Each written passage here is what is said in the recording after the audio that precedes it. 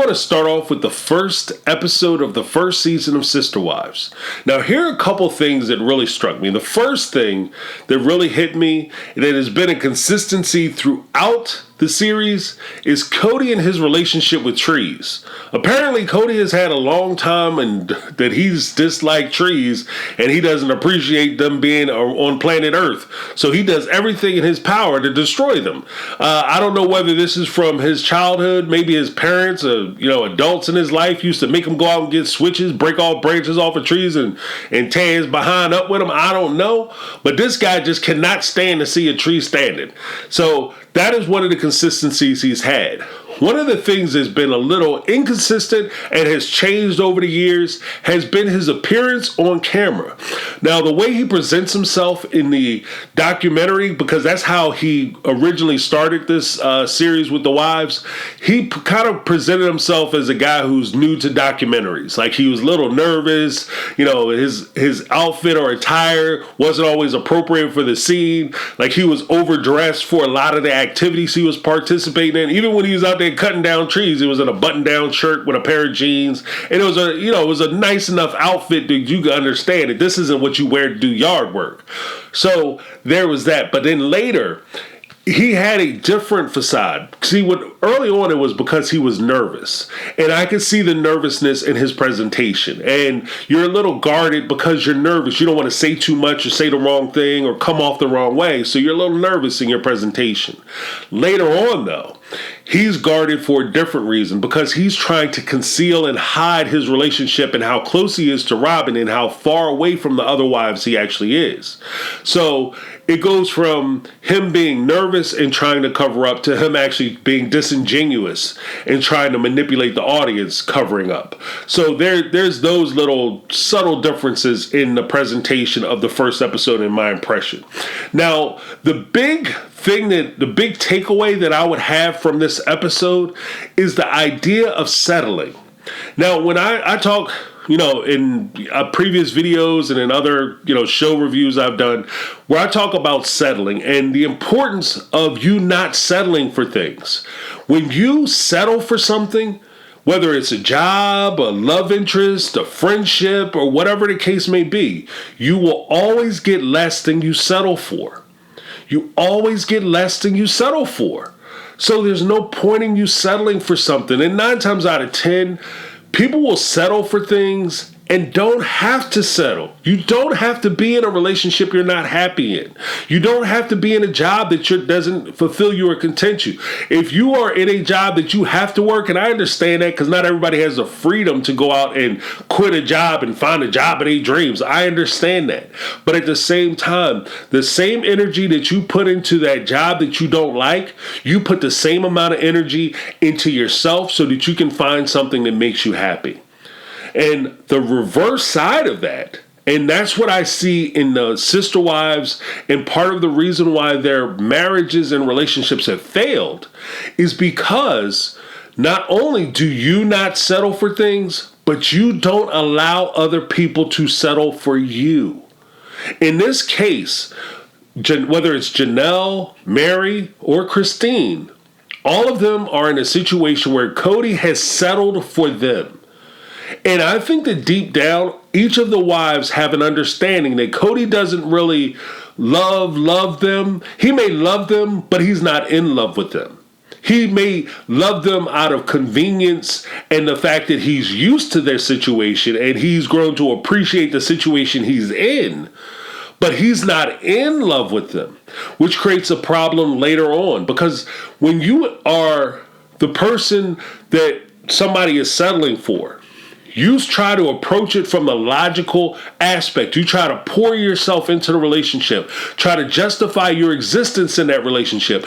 You invest your time, your energy, your love, everything that you have to try to make it seem as though this person would be a fool to walk out on this great relationship that you've helped to construct. The problem is when they are encountered with somebody that they actually want to be with, they will leave you. Because they don't really want to be with you. They're just settling. And so that's what I would say to the wives and to anybody who's watching or in that similar situation. Don't settle, and don't allow people to settle for you. Now, here are 5 things that I noticed that kind of gave us a glimpse and an idea that the relationships were not going to work. The first thing that I would say is that in Cody's description of polygamy, as much as everybody talked about how wonderful polygamy was and how great the relationships were and how everything was so beautiful and it was made from heaven and God wanted us to multiply and bless us with relationships, the truth of the matter is that Cody does not grow up in a monogamous, he grew up in a monogamous style of upbringing, and so that is more or less hardwired into his development. He did not grow up in a polygamous household. In fact, he didn't come across polygamy and the functional use of it until he was 20 years old, in which case his father and his mother and he had all converted into polygamy when he was 20, and this is something that he had observed. So when he learned about polygamy and that polygamy was introduced to him, this is a concept that was told to him and talked to him. He talked to people about it, and through discussions, he developed an understanding of what polygamy is and what it could be.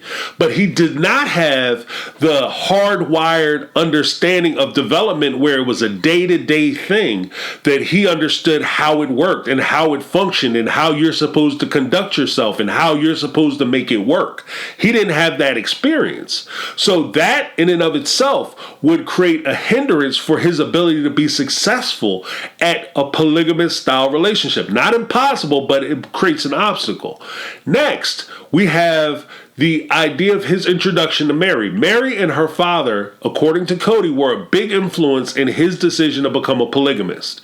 They were the ones who pushed it. Meri's father had 5 wives, and Meri was the product of a polygamous union. So she understood. She grew up with it. It's hardwired in her. The same thing with Janelle. Same thing. Well, not so much Janelle. Janelle didn't grow up in a polygamous relationship, but Christine did. So of his 3 wives, 2 of them understand how polygamy is supposed to work. And that very well may have caused the problem between Meri and Janelle early on, because Janelle didn't really understand how polygamous marriages and polygamous relationships between the wives were supposed to work, and much less how you share a husband effectively. Now, when it comes to Meri and her father, as they indoctrinate and they bring Cody into the club or into the faith, the reality of it is that as you join a faith and you decide that you're going to marry within that faith, you're going to have an interfaith union, you limit your possible potentials, like the people that you could potentially go out with. Your options are limited. And as you cut your options down, then you don't really get to necessarily fall in love with the people or be with the people you fall in love with. Instead, you kind of find yourself in a situation where you're settling for the best option available. And that very well could have been where Meri was. So as he grew it smaller, Meri was the person that, okay, she's about my age, she's, attractive to me, and this is the best person I can pick out of the group of people who are available. So Meri, let's go. And this is the equivalent of a very crude example of this would be, for those who might not be in this type of relationship, a crude example would be the club. So you go to the club, or what they used to say about clubs or bars, you get to the club or bar, you look around, and the people who are a 2 at 10, all of a sudden they become a 10 at 2 because your options are limited. And out of the people that you could select and the people that you could choose to spend your time with, these are the best options. So now all of a sudden, instead of them being somebody who you would never spend time with, they become, hey, let's go. Oh, man, you're incredible.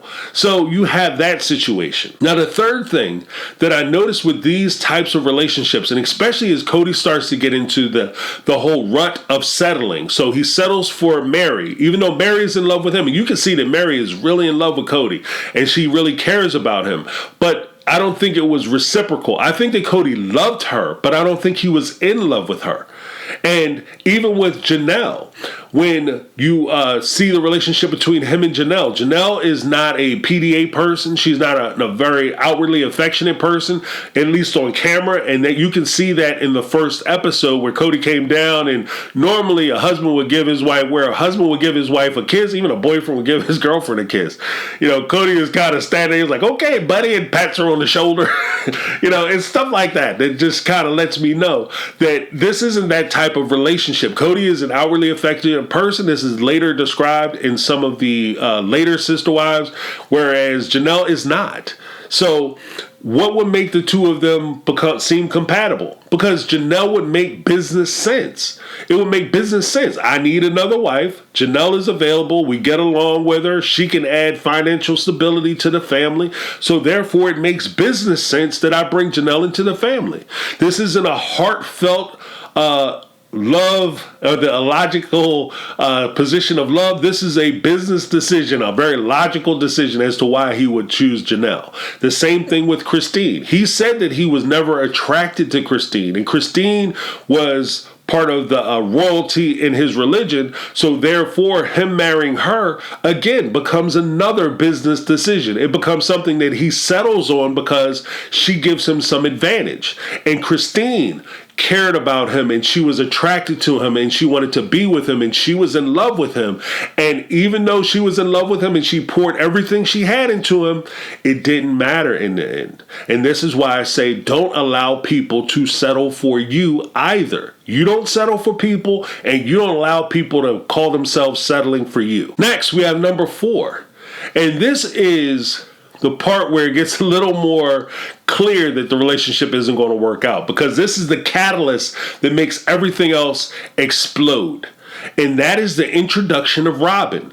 When you first meet Robin, you can see the attention and the affection and the attraction that Cody has towards this woman. When he sees her, the way his face lights up, the way he looks at her, the way they look at each other.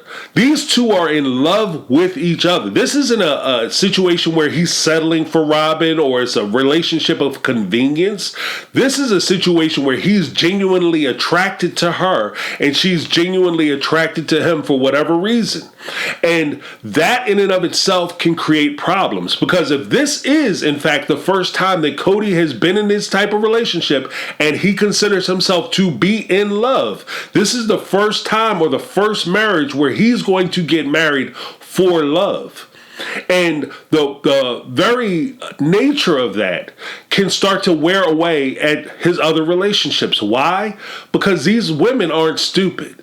And they have eyes in their head. And they see the same thing the viewer sees, and the same way that he talks to her and regards her, and the same way he looks at her. The other women see this. And they see that, Cody never looked at me like that.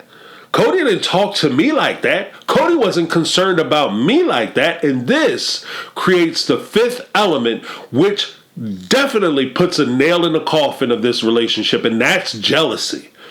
As these women start to see Cody interact with this woman, they start to feel that jealousy. And you can see even the way they start talking about her. Christine's non-excitement in having another wife come into the relationship, because she's not just another woman coming into the relationship. She's somebody he's in love with. She thought she was the one that was the glue that was holding the family together. She thought that, Meri was the first wife, Janelle was the second wife, and those two were going to have a natural conflict because Janelle is acting as a wedge between Cody and Meri, and the balm that's going to solve the problem was Christine, and she came in and she did that job. Now all of a sudden you're going to add another person, and not only are you adding another person, you're adding another person that Cody genuinely cares about.